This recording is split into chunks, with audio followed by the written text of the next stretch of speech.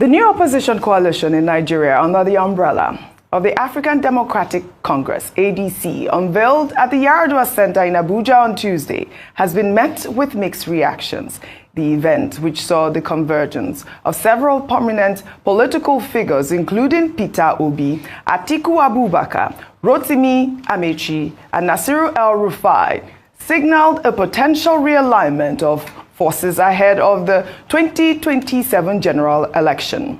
Former Senate President David Mark and former Minister of Interior Rauf Aregbesola took on interim leadership roles. The gathering aimed to present the ADC as the official platform for the new opposition coalition. Let's take some reactions. I'll take this from Festus Keyamo. He wrote a lengthy tweet, and I'll read it in part. He wrote, "What happened earlier today, that was yesterday, with the movement of the so-called coalition into the ADC is the greatest factor that has strengthened the APC ahead of the 2027 elections. Let me explain. By law, you cannot operate from or belong to two or multiple political parties. So it is safe to say that their open declaration for ADC today is a clear abandonment of their previous parties. In fact, belonging to two political parties is a ground for disqualification in an election. Therefore, the emergence of ADC as presently constituted marks the formal dismemberment of the PDP, hitherto Nigeria's strongest opposition party. Majority of the old guard in the PDP, who have apparently lost control of the party, have been pushed out of the party by the younger Turks within the PDP. That is why the gathering today was a conglomerate of former this and former that of the PDP. No matter how you look at it, this is just Atiku's faction of PDP in desperate search for the 2027 presidential ticket. Nothing more, nothing less. The person who the old cunning guards want to take for a ride in all of this is Peter Obi. They want his votes, but don't want to give him their presidential ticket because this is Atiku's show, Simplicita. That is why David Mark is the interim chairman. Those who know politics know what I am saying. But if you do not give Peter Obi the presidential ticket, you lose his supporters. It is as simple as that. And how can you make someone who won 2 regions in the last election, Southeast and South-South, a running mate to the person who won only by 1 region, Northeast? Therefore, when the dust settles, you will discover that PDP and the Labour Party have lost something. The ADC have only gained something like a caricature, but the APC has lost absolutely nothing. Before I take Peter Obi's response, I would like your thoughts on what Festus Keyamo said. I mean, I think that his statement there, for me, was quite apt. Really. I mean, that's my own take, my own opinion, and that's why I thought to highlight that tweet. Well, I beg to disagree. Yes, go ahead. Political tourism didn't just start with political the ADC. What? Tourism. Tourism. Go ahead. People who are hopping from party to party, they belong to one party. The other day, the metaphor I gave is that they have a passport of one party, but they have visas to visit all other parties when it's convenient. It didn't start with the ADC. So the president was set by the APC in the 2023 election when we saw PDP governors stand boldly for the APC, and some of them even delivered their states to the APC. But it wasn't illegal at that point. So now suddenly we're saying, so I understand the point he is making. Yes, legally speaking, if you're contesting for the election, but some of these people will not be on the ballot. So there's no, what's the legal terminology? Is it locus to say that they would be disqualified for the election? Yeah. However, given the permutations, I think there's a lot to be said about the permutations that he has painted out there. What will happen to the obedience? I think that's a big conversation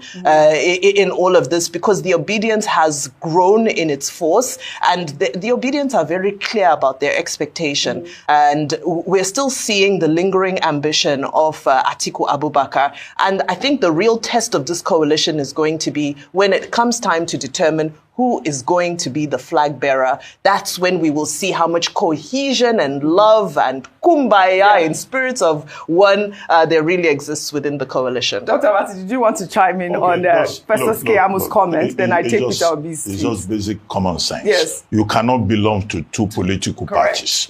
These political parties, they have constitution. There is something written into all the constitutions where you say you cannot be in this party and be in that party. So it would be wrong to say that, oh, you can belong to two political parties. In a party that there is discipline, that person will be asked to leave that political party. So don't let us... to leave the PDP. Well, it's an anomalous situation. It's an anomalous situation. And there are persons within the PDP that are saying this is very strange. Yes. That's number one. Number two is that, whatever Festus Keyamo says, what do you expect him to say? Of course, he cannot welcome the opposition coalition that claims that it wants to remove a government that is serving from power. The third thing, of course, to say is that we should keep stressing the point that opposition politics is healthy for the growth of the democratic process, to the extent that those opposition politicians provide alternative ideas, and it's not a special purpose vehicle put together by strange bedfellows to grab power. That is where the problem can be, where it is personal interest. Now, this is not the first time, I said this earlier on, that we have had coalition politics in Nigeria, or, alliances and all of that. After all, in 2018, even President Obasanjo led a group called the Coalition for CMI, Coalition for Saving Nigeria or whatever. And the objective of that coalition was to prevent President Muhammadu Buhari from getting a second term. So a number of political parties, about 8 political parties, came together in May 2018, and they said they would stop Buhari. But how did it work out? By August, some people inside that ADC, they had moved away. It was this same ADC. Yeah. They went and formed their own new ADC. Of course, in 2019, President Muhammadu Buhari won the election. And that's why I said at the beginning of this program that what transpired yesterday and what is still going to happen, because this is just at once in one, is going to be a test of, the wisdom, the political wisdom that is attributed to President Bola Ahmed Tinubu. Okay. Will he be the owner of the game, or will he find himself in a very difficult situation? But they must be concerned. And I do not think that the PDP is going to disappear, but it is weakened. And also, the coalition poses a threat to the ruling government, to the ruling president, particularly when you look at the profile of the people that were involved in the meeting yesterday. And more persons will still join. Yes. So the game is on. Okay. And, we keep watching, we keep saying it, but the power of incumbency, they work in President Tinubu's favor. But what he must not do is to try and close the door against democracy. All right, we're not done, Rufai. The game is on. Let me take reactions. There are more reactions from this. This is Peter Obi's post on X yesterday. He wrote, yesterday, the coalition members formally adopted the African Democratic Congress, ADC, for the 2027 Nigeria general election, with distinguished Senator David Mark serving as the national chairman and His Excellency Ogbeni Rauf Aregbesola serving as the national secretary. Our commitment is to sacrifice and work together towards the 2027 general election, ensuring that Nigeria gets a competent, capable, and compassionate leadership that will prioritize the nation's future by putting the welfare of Nigerians first. This decision was not made lightly.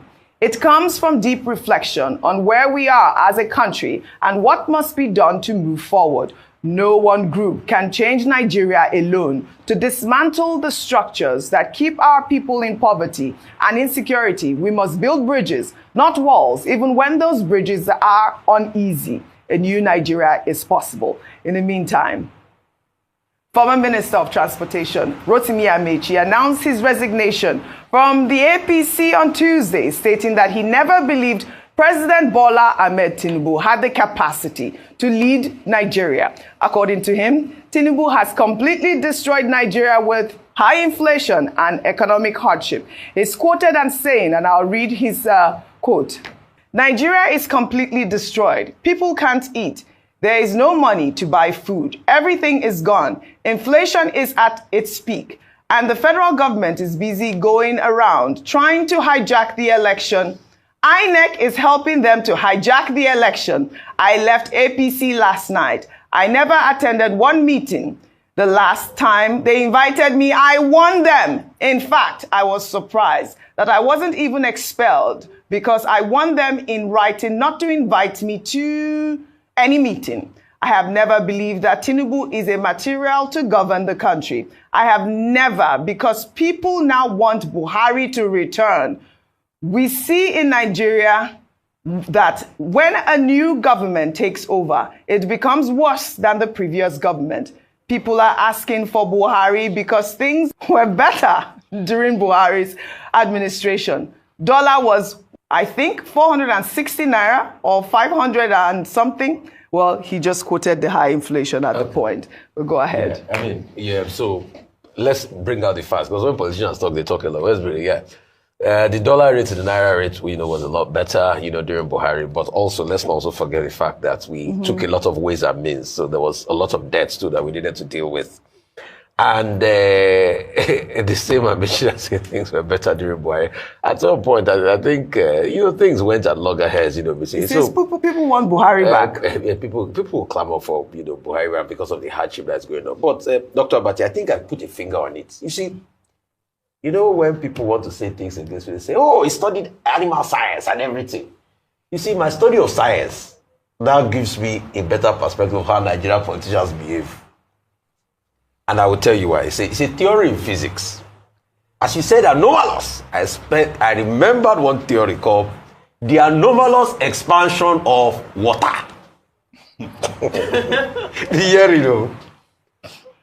Water has a unique behavior. It cools from 4 degrees to 0 degrees, then freezes to ice. Most liquid contracts as they cool. But when water reaches its maximum density at 4 degrees, then it expands as it gets colder, becoming less dense. This expansion is due to formation of crystalline structure, which bore molecules between when water freezes.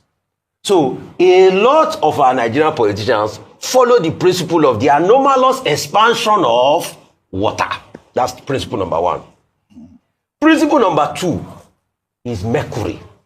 Have you ever wondered why when somebody changes, they call him mercurial? I will tell you based on my science training. It's coming to good news today.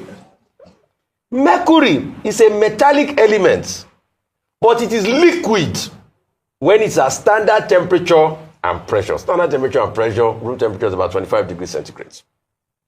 It is known as quicksilver.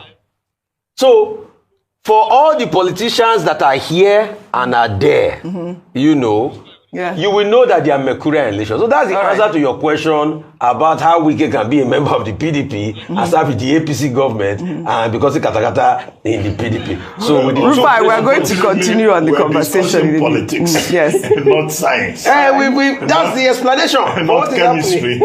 Science explains politics. Science explains politics. Yes. That's what you think. Okay.